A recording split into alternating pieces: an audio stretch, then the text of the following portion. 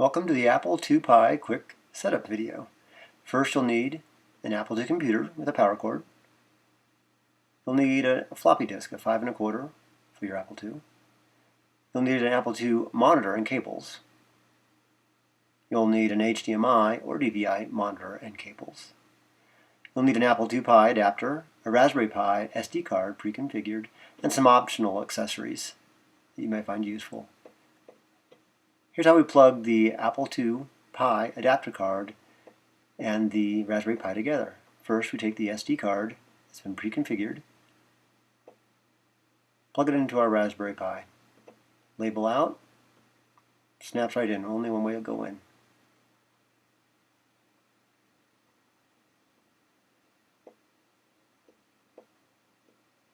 The Apple II Pi adapter card, using the ribbon cable header on the back of the card.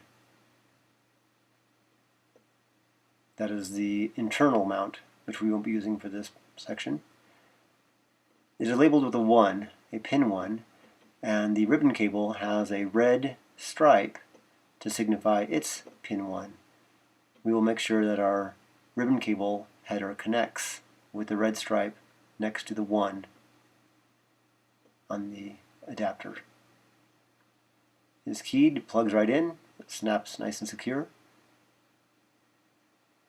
The red stripe will be to the top.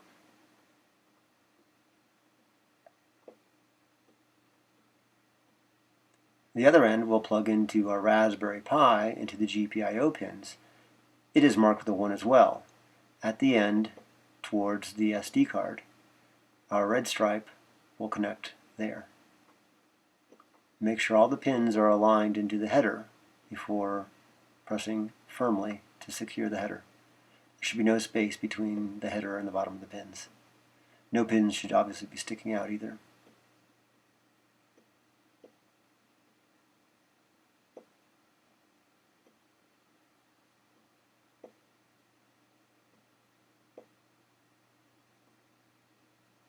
The internal mount is described later. This will be the external mount, where we will disconnect our Pi from the cable for the moment.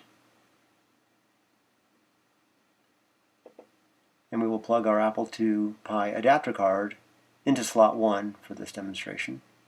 The front of the card has a mounting hole there, and the ribbon cable header is towards the back, so that the cable can exit the rear of the case.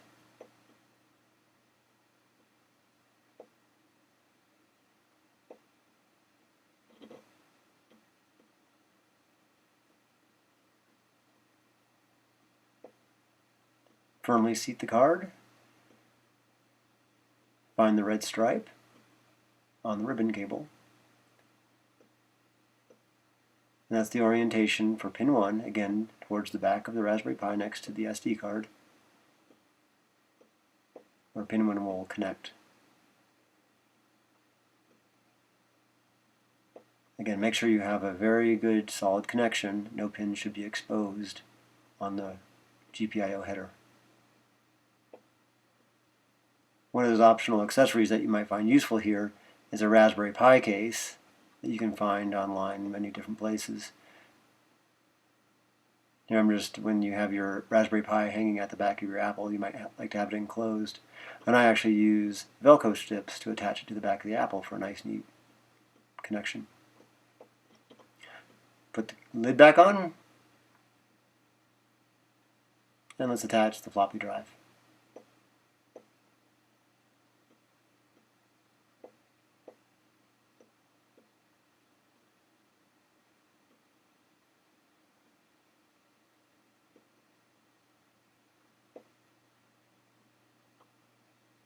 Insert our either A2 Cloud or A2 Pi floppy boot floppy that we either purchased from Ultimate Apple II or we downloaded and used ADT Pro to make a copy of. We'll stick on our Apple II monitor here and plug it in to our Apple II. And then we'll attach an HDMI monitor using the HDMI cable to plug into the back of the Raspberry Pi. Don't forget the power.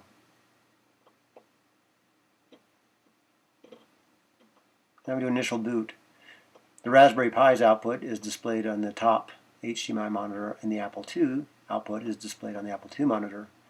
And here we see the initial A2 Cloud boot screen on the Apple II, giving us some information about the software installation. The Raspberry Pi continues to run its boot sequence on top. So here's what you'll be viewing on your Apple screen the very first time. We will press the space bar to activate the Apple II Pi. For the first time, it will run the configuration program automatically. We're using slot 1 for this configuration, so enter that, and then it will automatically launch the A2 Pi client on the Apple II. And it will now tell us that we're connected to Linux. Our keyboard is now routed through Linux.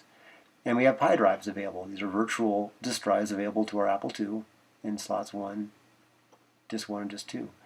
Our keyboard is now used to type into the Linux environment, so we can log in here.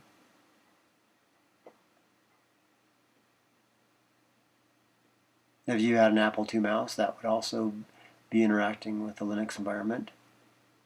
Additional drivers are available for the joystick.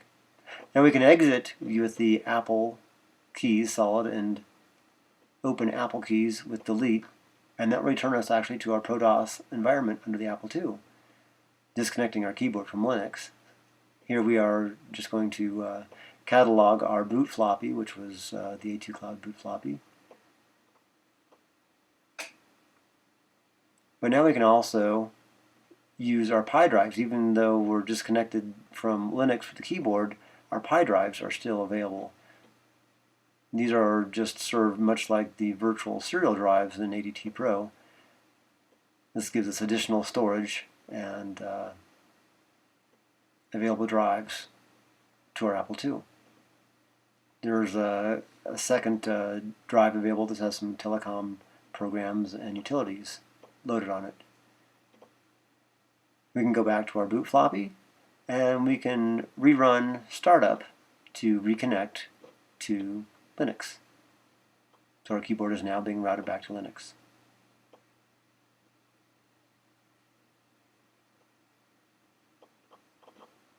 Now here is the actual internal install. I waited to put this at the end because it's a little more advanced, and I think most people would be best served by the external mount. Here again, we take our SD drive and plug it into our Raspberry Pi.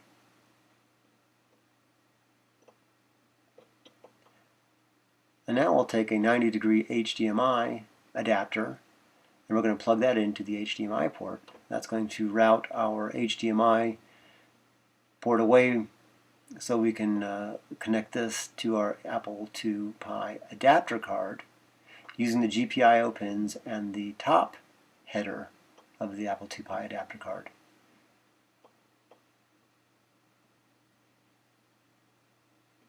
Make sure all the pins are lined up. This one's a little bit harder to get connected. There should be no space showing and no pins should be exposed. So the SD card is towards the back of the Apple II Pi adapter card, and the HDMI adapter is pointing straight down. Now we're going to run the HDMI cable itself through the back of the Apple II. Sometimes these cables are a little too thick to make it through the holes in the back, so you may have to trim it down a bit. This one is just very, very snug and requires a little bit of force to get it through, but not too much. Now we plug that cable into the HDMI adapter, nice and snug. And we're going to use slot 4 in this configuration as it gives us ample clearance for the HDMI cable and room for the Pi to get some airflow around it. Again, nice firm seating of the Apple II Pi adapter card.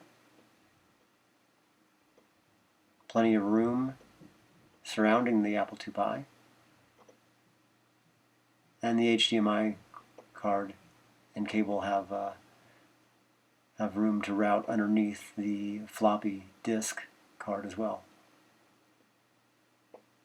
Notice the composite and analog audio of the Raspberry Pi are unavailable in this configuration.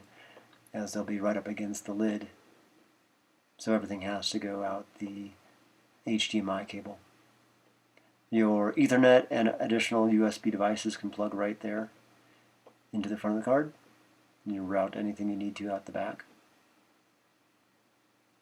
And snap the lid on. Thank you for watching and enjoy your Apple II Pi.